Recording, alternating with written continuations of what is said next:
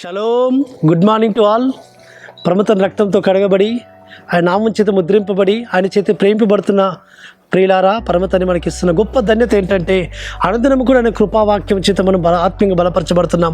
ఈ దినం కూడా అనుదిన కృపలో లేఖన భాగం చూసుకుంటుంటే సామెత గ్రంథం 23వ అధ్యాయం 25వ వచనంలో నీ తల్లిదండ్రులను సంతోషపెట్టవలను. అవును ప్రియులారా, ఆ పరమ తండ్రి 10 ఆజ్ఞలలో 5వ ఆజ్ఞగా ఆయన మనకిచ్చాడు. నీ తల్లిని నీ తండ్రిని సన్మానించము, అప్పుడు నీకు దీర్ఘాయువు కలుగును. ఆ పరమ తండ్రి మనకిస్తున్న గొప్ప ఆశీర్వాదము, గొప్ప దీవెన. తల్లిదండ్రులను మనం సన్మానించడం ద్వారా మనం దీర్ఘాయువును మనం పొందుకుంటాము. నీ తల్లిదండ్రులను సంతోషపరచవలను.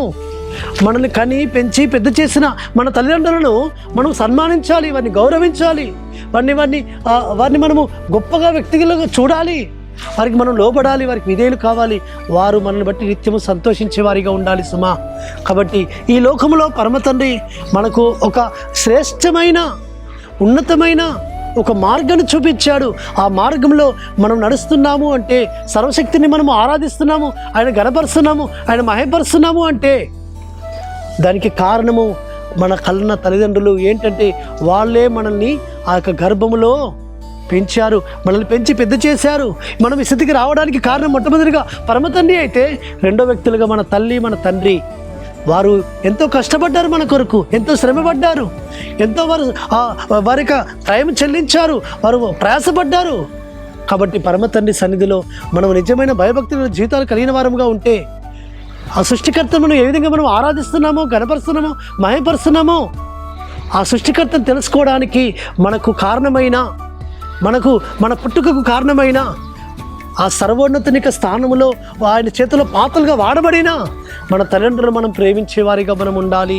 కాబట్టి ఈ తల్లిదండ్రులు మనం ప్రేమించకపోతే, తల్లిదండ్రులు మనం సన్మానించకపోతే ఆ పరమతని మనల్ని ఆశీర్వదించాడు, దీర్ఘాయువుతో నింపాడు సుమా.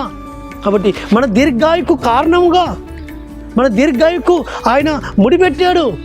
తల్లిదండ్రులు సన్మానించము. కాబట్టి మన తల్లిదండ్రులు మనల్ని బట్టి సంతోషపడేవారిగా ఉండాలి.